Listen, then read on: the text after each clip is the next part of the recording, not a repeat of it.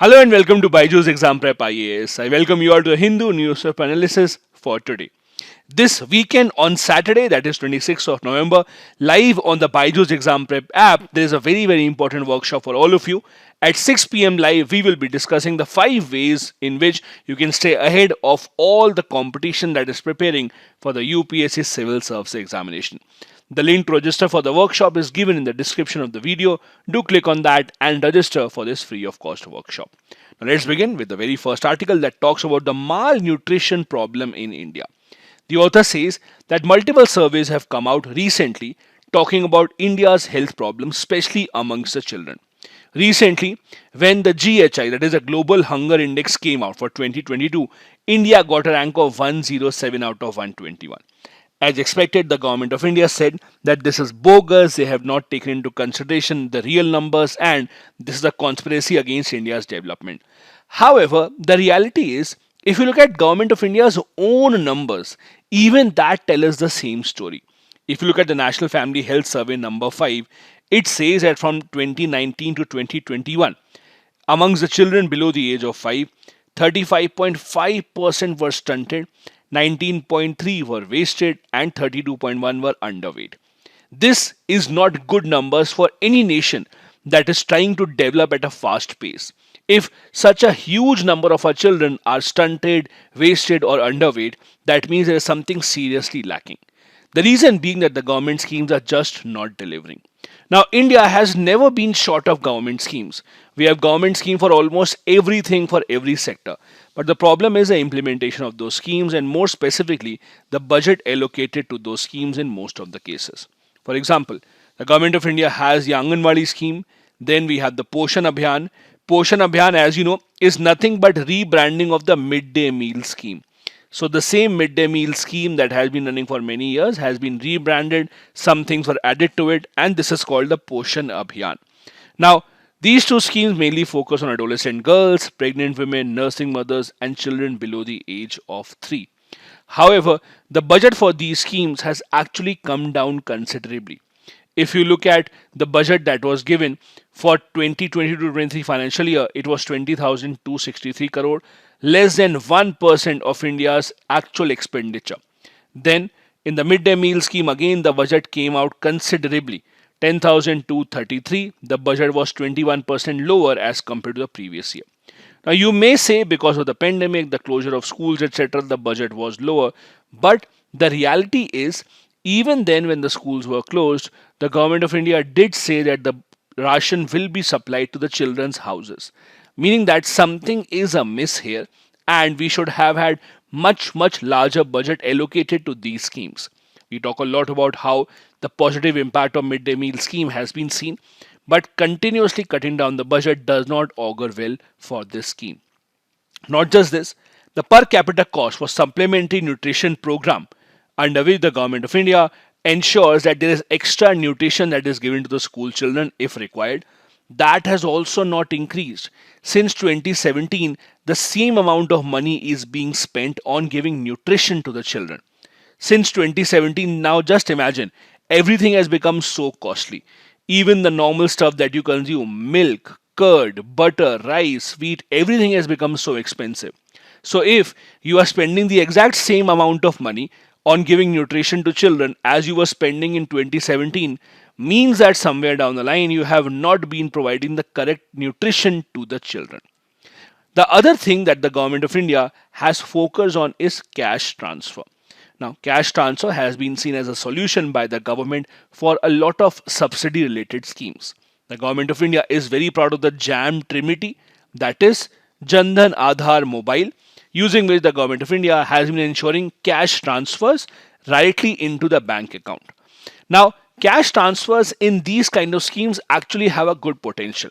I'll give you an example. Now, for example, the government of India says that to the poor people, we will supply them free of cost wheat, free of cost rice so that they can eat.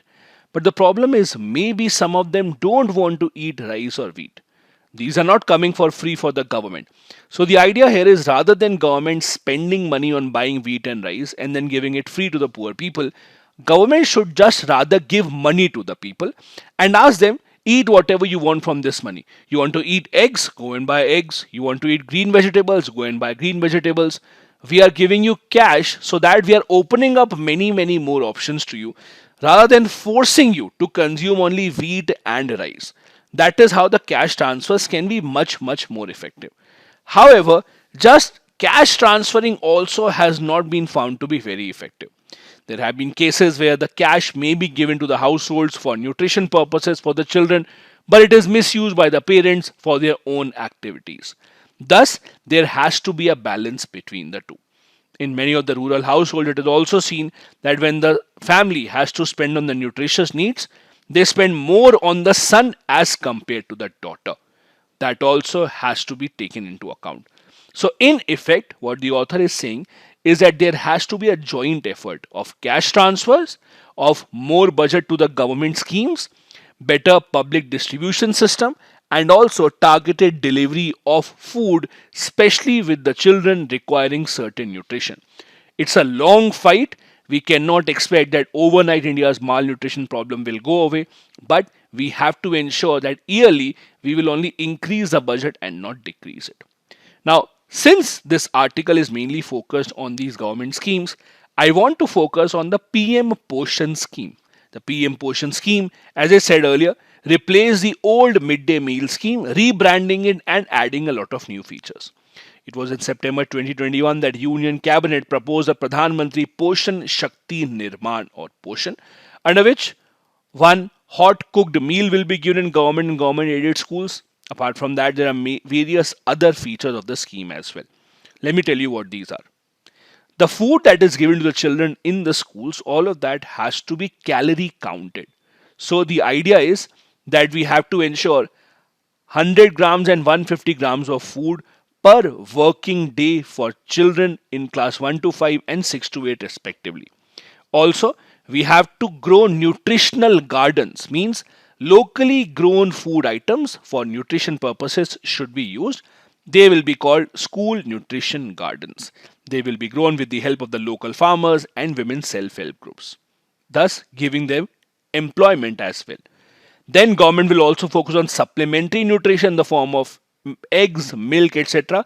It depends on the state government whether they want to add this to the menu. Then we also have the Tithi Bhojan concept. So for example, it's your birthday, you want to donate some money. So rather than doing that, you can actually sponsor a meal in the school.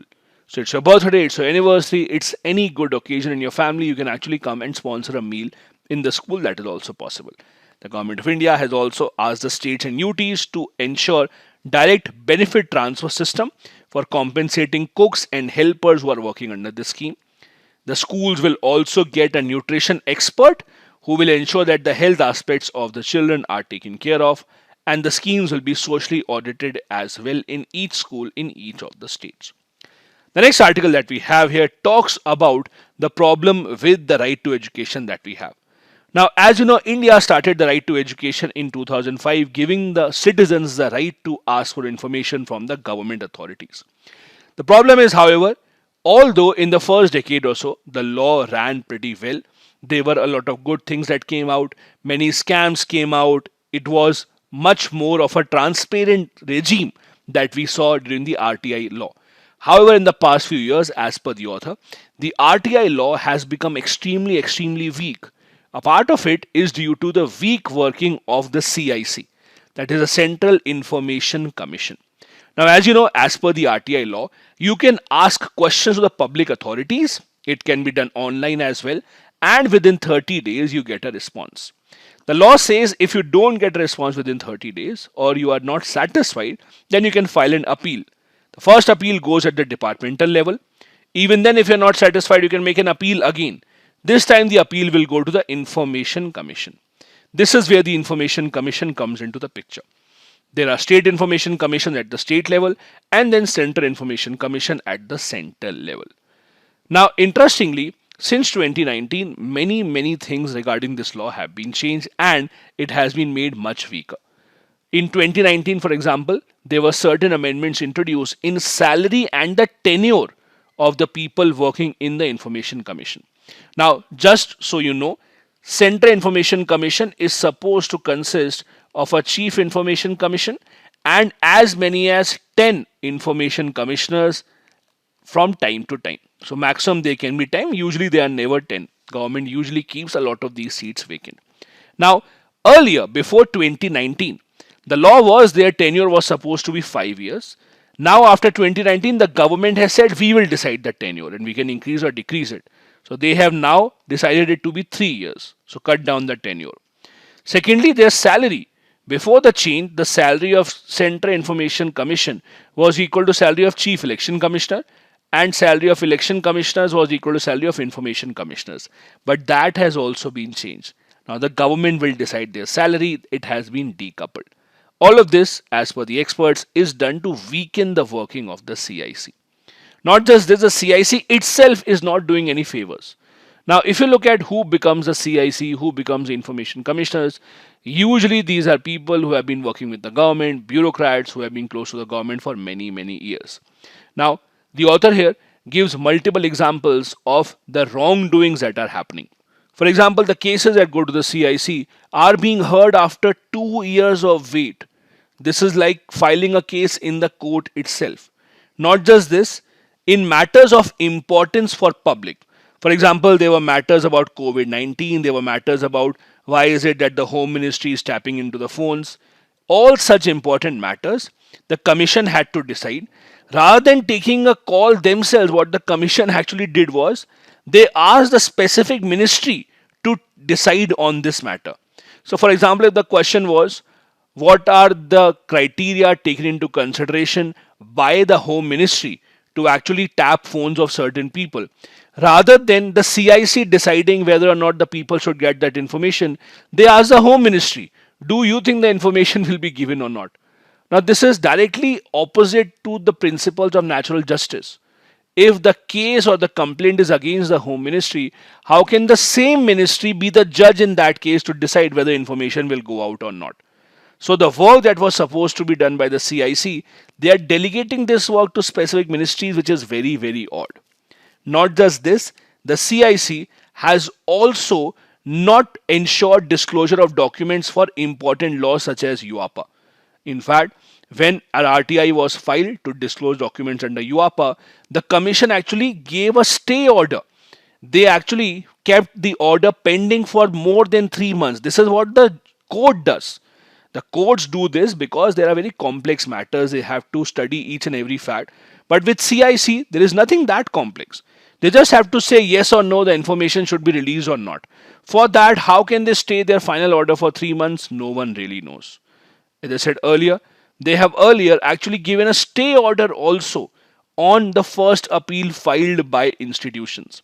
Earlier, for example, there was a case about getting information about who are the people having most of the NPAs in India, who are the top defaulters in cooperative banks.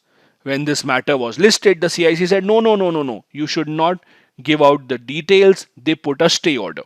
Now, putting a stay order again is not something mentioned in the RTI Act. This is something that the courts do.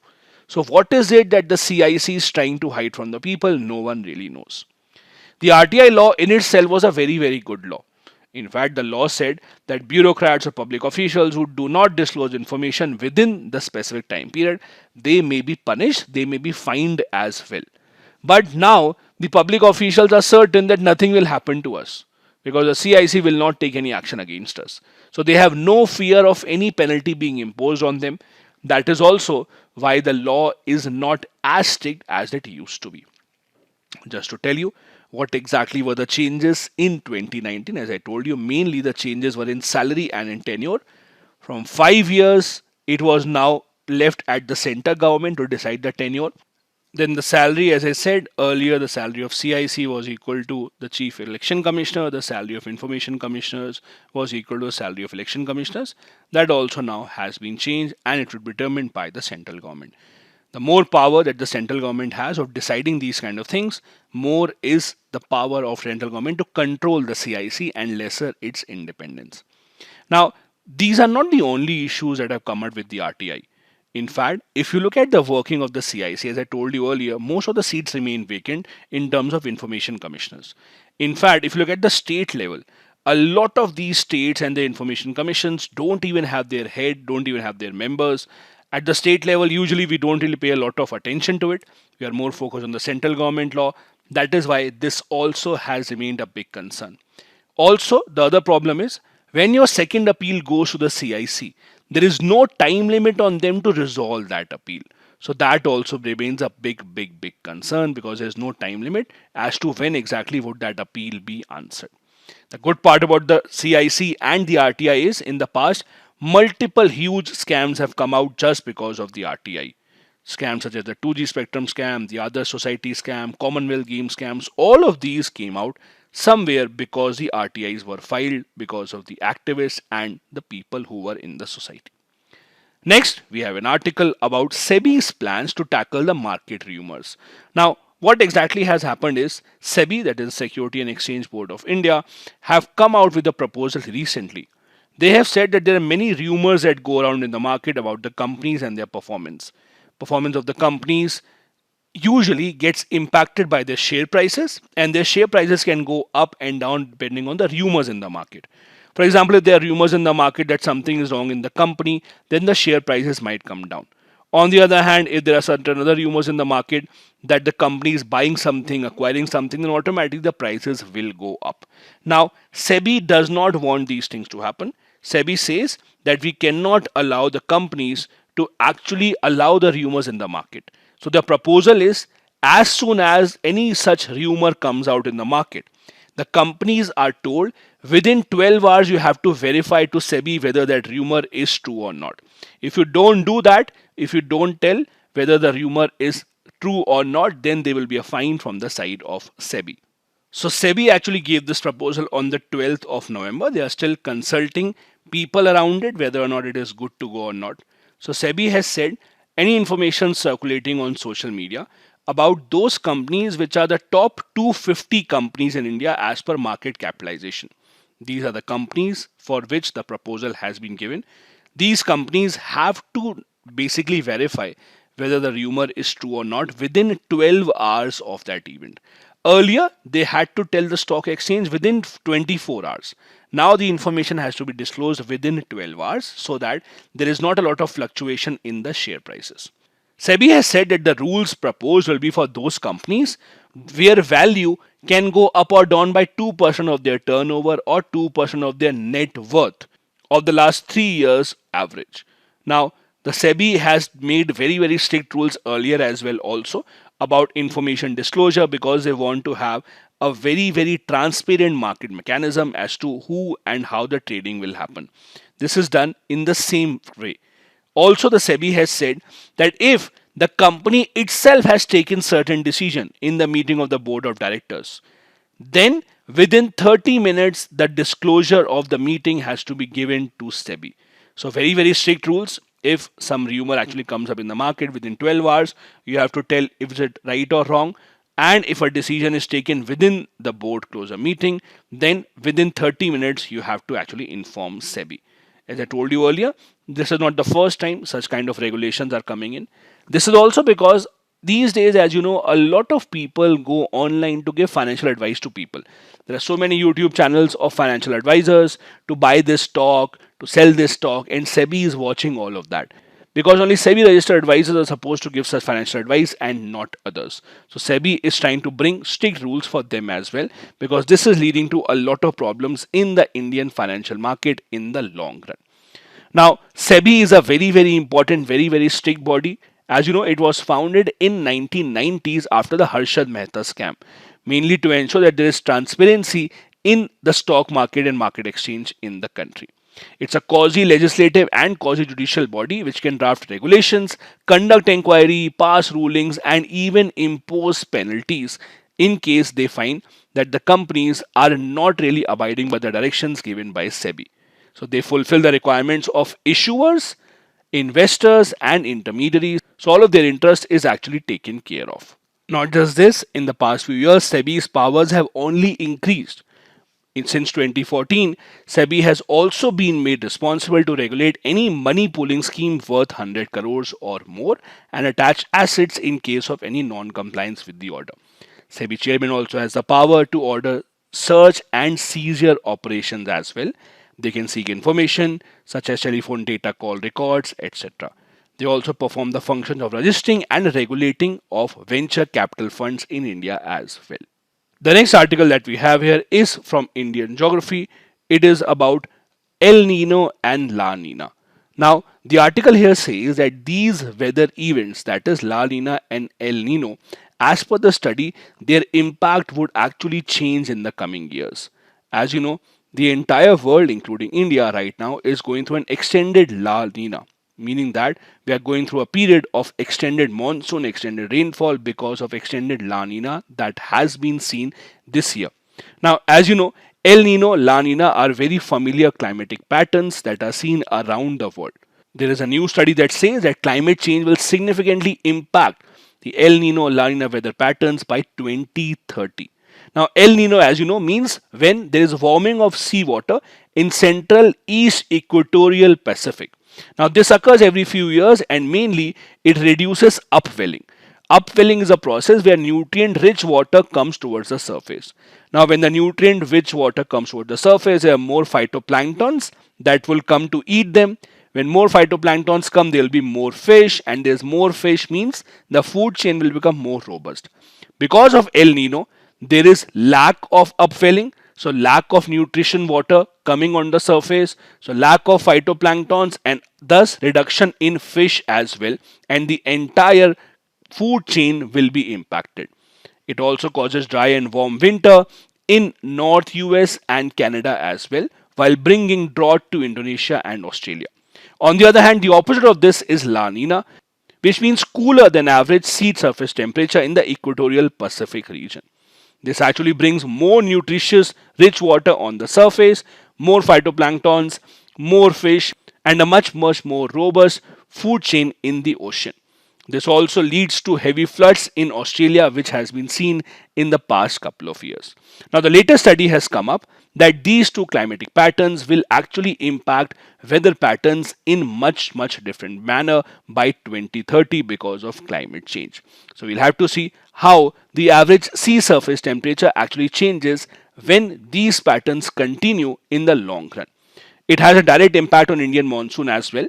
In India, for example, El Nino causes a weak rainfall and a much weaker monsoon than expected. It also gives more heat to India. On the other hand, La Nina, which has been seen in the past couple of years, results in much more monsoon rains as compared to what we usually have. That is why even in the month of September, October, India saw a good amount of rainfall because of the extended La Nina only. Now you can understand this here.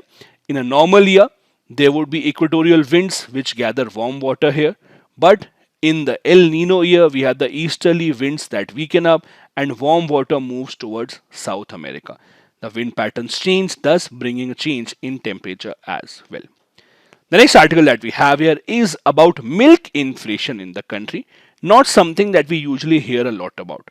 As you know, the milk prices from most of the prominent companies have increased in the past few days. Mother Dairy, the milk production company in Delhi, increased the price of their full cream milk by rupees 1, which is the fourth hike this year. Amul also has been raising its prices continuously. Now, because milk prices have gone up, similar pattern is being seen in curd, ice cream, baby food, milk powder, basically everything related to this milk cycle. Milk inflation, in fact, has gone up to 7.7% in October, which is the highest level seen in the last 7.5 years. Now, this mainly impacts the lower middle class and the lower class because they are the ones who consume a lot of these products.